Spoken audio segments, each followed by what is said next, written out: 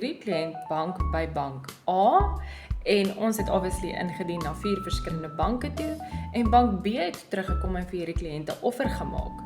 Hierdie kliënt het hierdie offer ongelukkig vir sy private banker aangestuur en sy private banker het hom beloof dat hy vir hom 'n beter offer op die tafel gaan kry.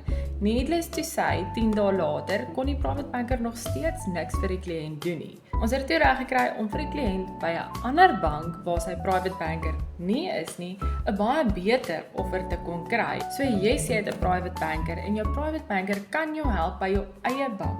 Maar wanneer 'n bond originator betrokke is dit heeltemal 'n ander sauce. En 'n private banker kan ook nie vir jou resultate by 'n ander bank kry nie.